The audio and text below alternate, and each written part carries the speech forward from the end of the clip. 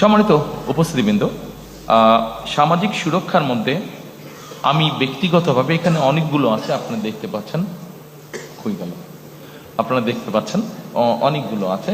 তবে এখানে একটি আমরা লাইন রেখেছি যেটি ব্যক্তিগতভাবে আমি যেটির প্রতি খুবই যত্নশীল, সেটি হচ্ছে পিতামাতার ভরণ পোষণ আইন নামে একটি আইন আছে।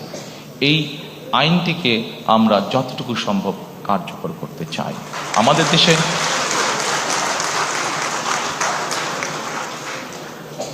দেশে এরকম অনেক বৃদ্ধ পিতামাতা আছেন যাদেরকে অনেক সময় যে কোনো কারণে সন্তানরা দেখতে চায় না বা ভরণ পোষণ করে না, কিন্তু রাষ্ট্রের পক্ষ থেকে কিভাবে বৃদ্ধ পিতামাতাদের পাশে দাঁড়ানো যায়, কিভাবে তাদেরকে সহযোগিতা করা যায়, এই ব্যাপারে আমাদের পরিকল্পনা রয়েছে।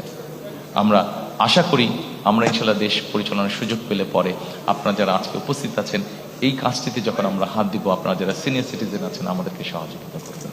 Thank you.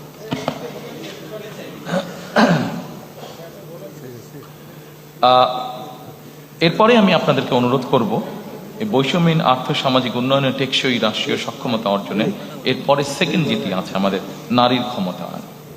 নারীর ক্ষমতায়নের ব্যাপারে এর আগেই বলেছি যে আমাদের যে ফ্যামিলি কার্ড, এটার মূল লক্ষ্য বা উদ্দেশ্যটা কি?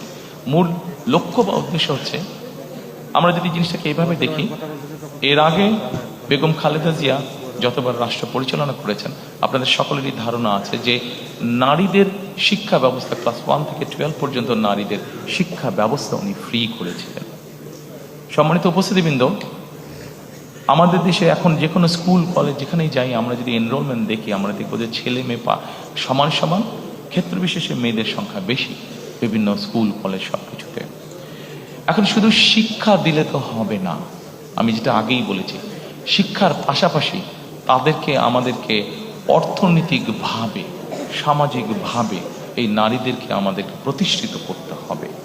এই নারীদেরকে সামাজিক এবং অর্থনৈতিকভাবে প্রতিষ্ঠিত করে, শুধু শিক্ষা আছে, শিক্ষার সাথে সাথে যদি আমরা তাদেরকে অর্থনৈতিকভাবে প্রতিষ্ঠিত করতে পারি, সামাজিকভাবে প্রতিষ্ঠিত করতে পারি, আমরা একটি শক্তিশালী সমাজ গঠন করতে পারবো, যেই সমাজে মানুষ যুক্তি তর্ক দিয়ে চলবে, যেই সমাজে আমরা মনে করি, আমরা আশা করি যেখানে খুব সুন্দরভাবে আমরা শান্তি স্থাপনের কাজ করতে পারবো। এবং সেজন্যই আমরা ফ্যামিলি কার্ডটি আমরা প্রবর্তন করতে চাই, যেই ফ্যামিলি কার্ডের মাধ্যমে আমরা নারীদেরকে পর্যায়ক্রমিকভাবে ধীরে ধীরে আমরা তাদেরকে অর্থনৈতিকভাবে এবং সামাজিকভাবে তাদেরকে এম্পাওয়ার করতে চাই।